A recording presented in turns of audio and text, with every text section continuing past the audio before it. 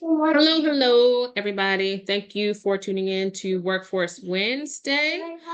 Today we have the wonderful Angela Muhwezi, who is going to be our guest speaker. But before I kick it over to Angela, I'm going to our Amari Fernandez, who is going to highlight job spot.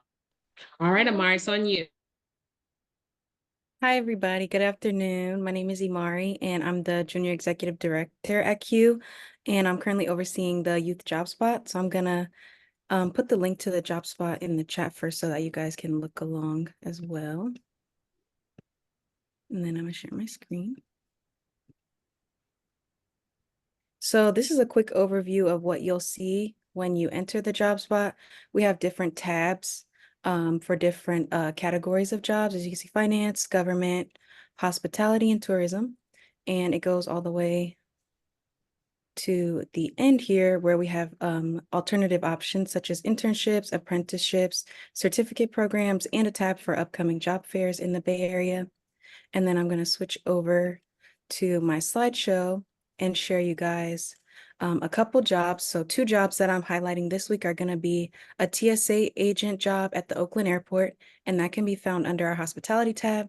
And then I'm sharing an office administrator job, which would be in Benicia, and it's posted on the Aerotech website, which is a staffing agency.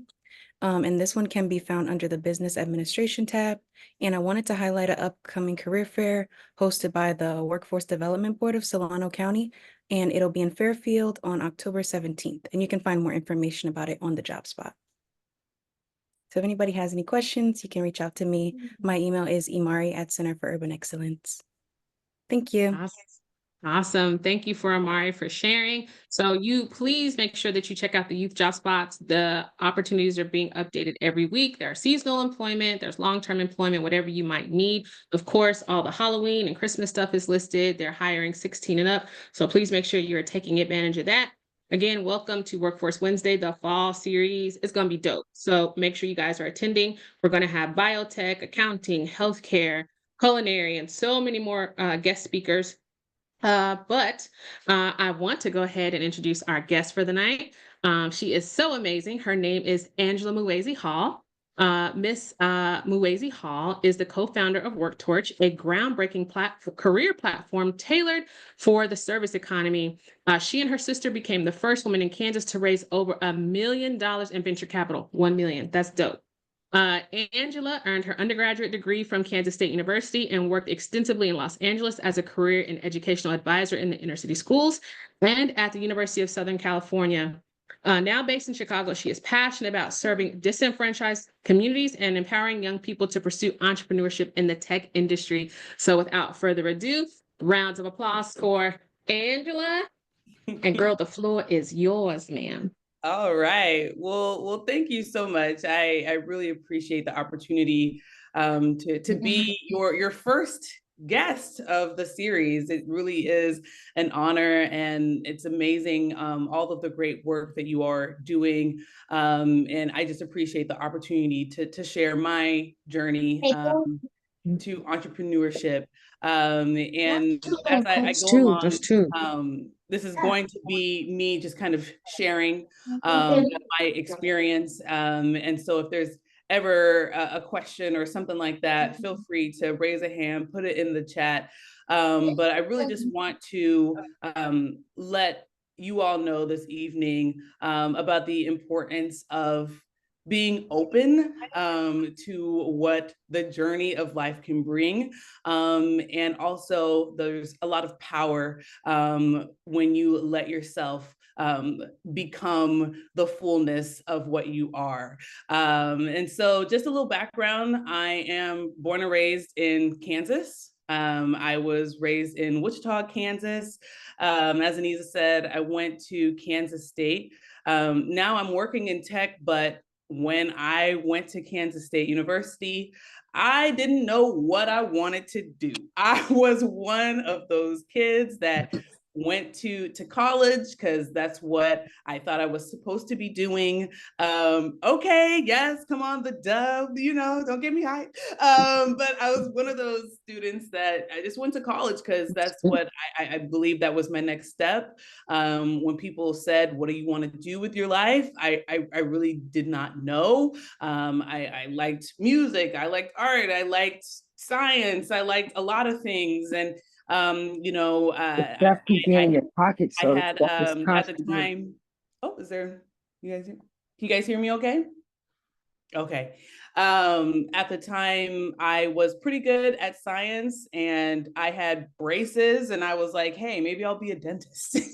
I was like, that sounds like something that could be fruitful. Let me do that. Not doing any background check or anything on what it took. And so I went to college to study biology with the hopes of becoming a dentist. But my junior year, I found that I really did not like it. I did not like science. That wasn't my thing. I was like, but I've spent 3 going on 4 years. I just got to commit to it. But my heart was telling me you'll be miserable if you continue down this path. But what do you do? What do you do when you feel like you have created this path for yourself? You've told all of your family, your friends, this is your dreams, this is your goal, and things change. You know that this is not something that is meant for you, but you're not sure what it should be that you're doing. And so what I decided to do was complete what I started. I decided to get that biology degree, and I knew that completing my bachelor's is always a good thing. There's power in education, and completing and getting your degree when you don't know what to do is always a great step. So I said, let me complete this degree and get this under my belt, and then let me take it from there. And what I decided to do, I had the opportunity to work for a nonprofit. I worked for Volunteers of America, and that's what took me to Los Angeles, California, and I worked in inner city schools. While I was in college, I had the opportunity to work for TRIO. TRIO is a really great nonprofit that really empowers individuals that are going towards their college education. And so because I had that experience while I was in school, I didn't even know it was preparing me for an opportunity to work for Volunteers of America. And so I allowed myself that space and that opportunity to be open-minded and see what the future held for me at this nonprofit. I had no background in teaching, no background in counseling, no training in any of these things. And they thrusted me into all of these high schools, and I had a caseload of like 500 kids. And it was one of the best things that could have happened to me, because it opened my eyes to a different life experience than my own. Being from Kansas, my view of the world was very limited. But when I went to a different city that had different issues, that their education system had a lot of different problems that I got to see firsthand. And I got to see a lot of talented individuals that just so happened to be born into situations that were not favorable, but they had all the talents, they had all the gifts, and they just needed the right opportunities to come their way. And being exposed to that really, really changed my views. And there was one student in particular I will never forget. His name was Drew. And Drew, I mean, he was probably had the worst GPA in the whole entire school. I have never seen a lower GPA.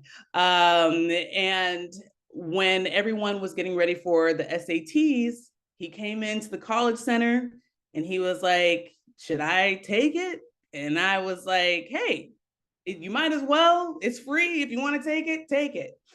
Even though every teacher had counted him out, they're just like, he's going to sleep through class. It's a waste of time. You're not even going to college. I don't even know why you're trying. Drew takes this SAT. He gets the highest test score in the whole entire school. So that goes to show, where are we failing students like that? There is something that has to be done. There's a lot of flaws, and that is where it ignited a passion in me that we have to figure out how to fill those gaps. And immediately, a first need that I saw was people that were going straight into the workforce. So coming and speaking to you guys today really gets me excited, because I love young people that are finding great opportunities and finding great jobs, because that can lead to such a fruitful future. But I saw a lot of students that, if you were college bound, there were so many resources poured into you, so many people even just telling you, you can do anything, the sky's the limit. But if you were an individual like Drew, who wasn't college bound, who probably sat in the back of the class asleep, there were no resources for you. There were no inspirational speeches. There were not a lot of people giving you guidance to your future, even though the Drews of the world had a lot of capability. And so I have a sister, her name is Deborah.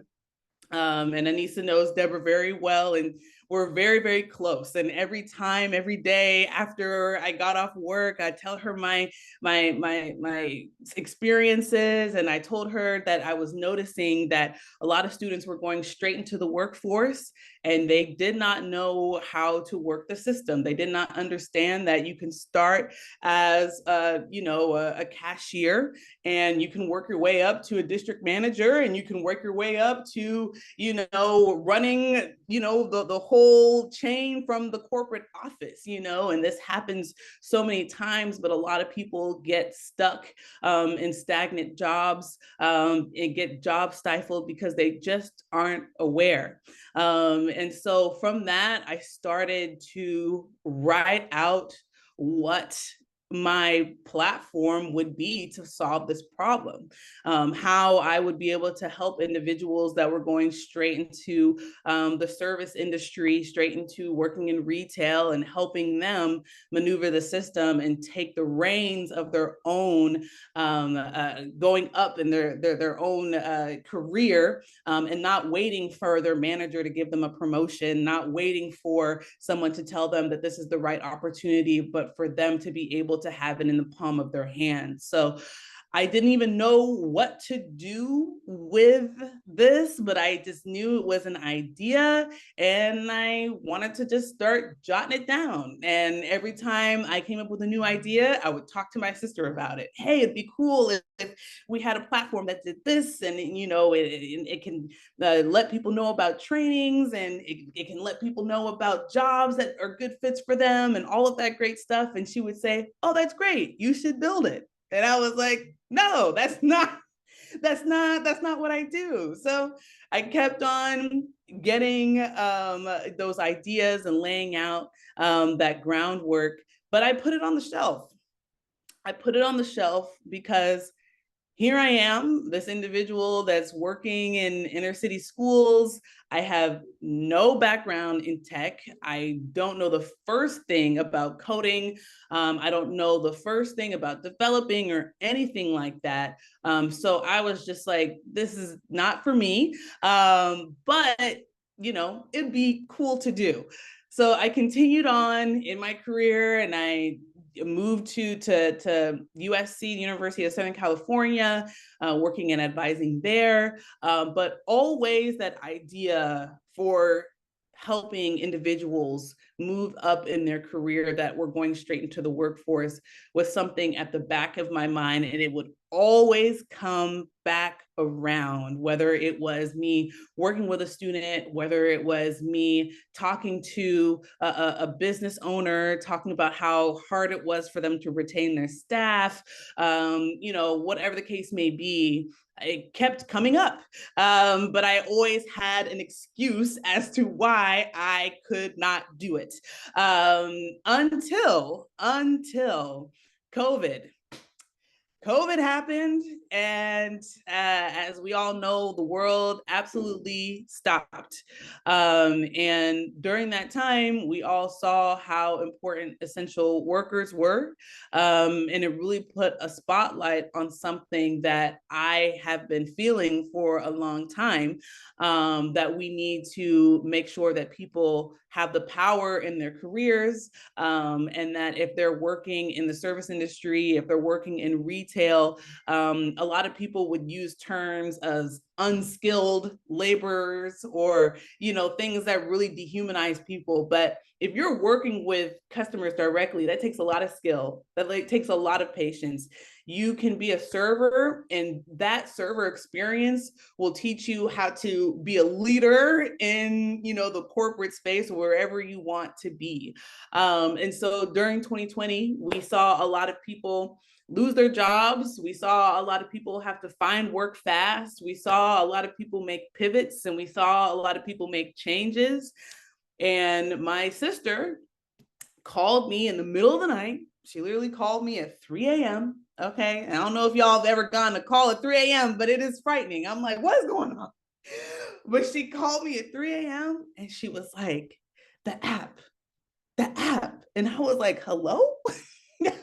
And she said, the app, we got to do it. Now is the time. And I was like, all right, I'll call you in a couple hours. Okay. I was like, I'm excited, but let's chat in a little bit. But from that call, from there on out, every day we got together and we just brainstormed. We put our ideas out there and we kept talking about it. And my sister also doesn't have a background in tech. She has a background in PR. She worked with a lot of entrepreneurs who are starting to get their businesses off the ground, and she knew how to help push them out and promote it, but she didn't know anything about building. But the thing is that while we were living our lives and going to school or working, we did not even realize how powerful our network of friends have become. We didn't even understand that we didn't need additional training. We didn't need to know the who's who, because we've worked in spaces and because we've met friends and put ourselves out there. We were able to talk to people and have genuine conversations that were friends of ours who had started a business, who had started an app, who owned a restaurant, who worked in retail, who was struggling to find a job. We realized our network was so vast. And so we just started to tap into our network, and we were calling our friends, anybody and everyone that we knew that had ever done anything in entrepreneurship. And we asked them so many questions. We asked them what they wish they could have done over, what they thought they did right. We presented our thoughts to so many people over and over and over again before we spent a dime, before we spent any money. We had so many different calls just like this, with people who would potentially use our platform, and asking them, what would you like to see? What would make your life easier? What would help you get a head start? We talked to people who own businesses, asked them what they would like to see. And for like 2 months, we just put our heads down and utilized our network and really tapped into our friends, and our friends of a friends. People started connecting us with people that could help us. So it's so important on your journey to really, really utilize your network, but also be good to people. Be someone who is reliable, be someone who people one day may want to help, because you never know when you may need that person, or when that person may need you. So you want to make sure that you're always representing yourself in a way that's trustworthy and that people can vouch for, because it took a lot of people just vouching for us that got a lot of doors open to Black girls from Kansas, and people were just willing to help us and build this idea through. So here we are, 2020, had all of these great conversations, and we're like, how do we start? What do we do? And the first thing that I had to do was take that leap of faith, which is very, very hard. And I decided to leave my full-time job, which was very, very scary, which was very, very scary. But honestly, it was the perfect time for us, because during 2020, the world stopped. The world stopped. I am married. My husband, he was working from home. And here we were living in downtown Los Angeles, footloose and fancy free. And I told my husband, I think I want to go all in on this business that we're creating and move into my sister's basement. Okay, we are going to move from Los Angeles to my sister's basement, and with her 3 kids and her husband, that full house, and we're just going to go all in on it. And luckily, you got to bet on yourself. And I was like, this is the moment. When you know this is the moment, this is something that's on your heart, you got to go for it. And so we did. So we packed up our stuff and we moved back to Kansas, and we went all in on the business.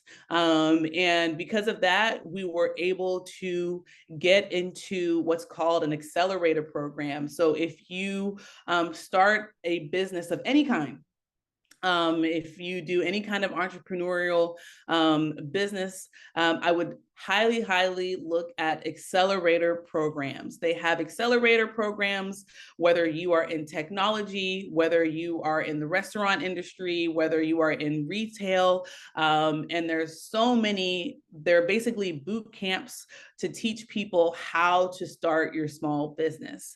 And luckily, we got into one of the best tech accelerator programs called Techstars. And we were the first in Kansas to ever get into Techstars. So that was super exciting as well. And it was one of those things, as when we got into that program, the wheels started running and we learned so much, and we were able to get our business off the ground. And from that accelerator program, we learned about this world of venture capital. So, some people may know about venture capital. I never even heard those words. I didn't know anything about venture capital, but I heard about this tech world where people would have these ideas and then make millions of dollars, and people would give them money to build it. Then it's like, wait, how do you even do that? What is that? And it's not that easy, and it's not that straightforward. And honestly, venture capital is one of the hardest, basically boys clubs to get into. It is this world where there's a lot of people that have access to money. They have access to resources. And if you have an idea and an investor hears about this idea and they like it, they will give you money to put behind your idea to help you build it. And the really rough thing about venture capital is you get in based on who you know. And it's filled with a lot of people who don't look like me. It's filled with a lot of people who are white men.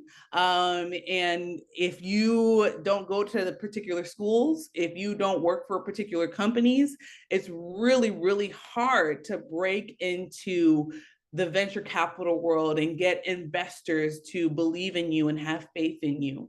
But because we were able to utilize our networks, because we really put all our hard work into it, did our accelerator program, we were able to launch a platform. And during that time, we were able to get businesses using our platform. We were able to make some revenue during our platform, in those beginning months. And we did that all on our own.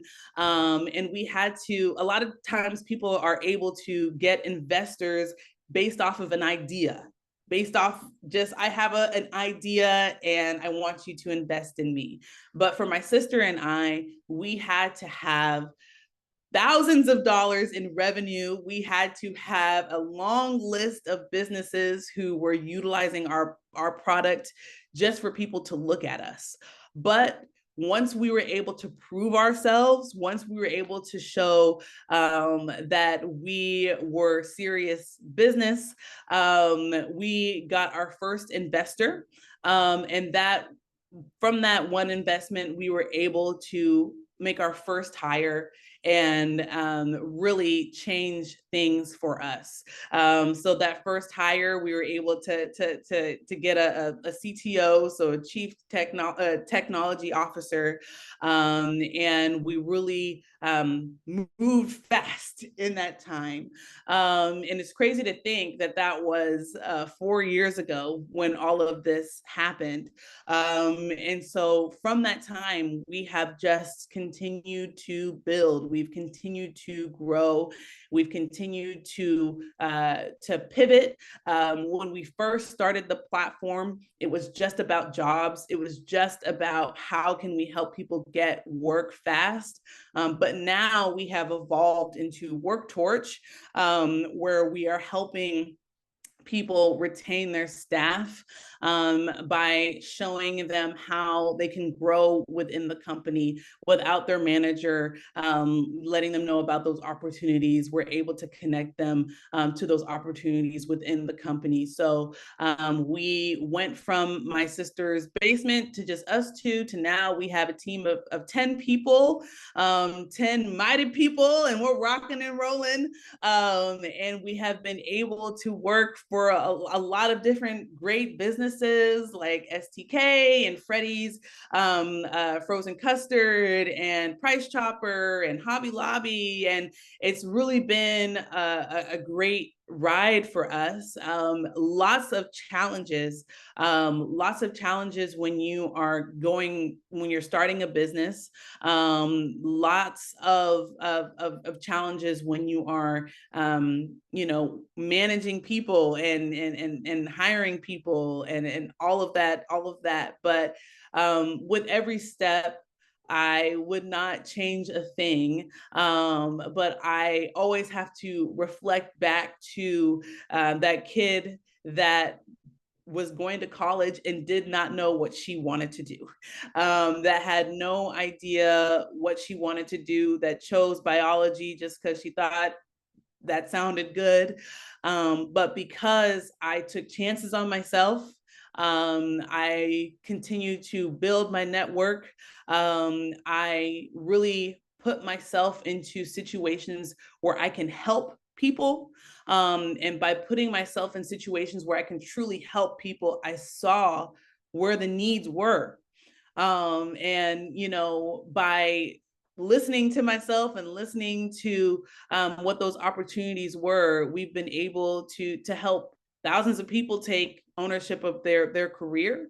And we're excited to see what's next. And so happy to share our website here. This is our website, Worktorch. Let me show you guys actually some behind the hood. Let me see here. Okay. All right, so just so you guys can see what our employers and people that utilize Worktorch, they're able to see what different roles they can have. So this person was hired as a striker, but when they utilize Worktorch, they can let their manager know when they're ready for their next role. And they can see the different steps that it takes to be qualified for that particular role. And they're also able to do classes on Worktorch. They're able to connect to other people within the company that have their similar goals, that have or that can be mentors for them and all of that great stuff. They're able to see the different jobs that they should be looking at specifically within their company to help them get to their next steps. They're able to see their different pay trends and ratings, all of that good stuff. And so all of this information is now at their fingertips, and we see that people are really taking ownership of the next steps in the journey. And we see that when you have happy employees, they stick around, and then you have happy employers. And so we're excited to continue to grow at Worktorch. Here is a picture of me and my sister.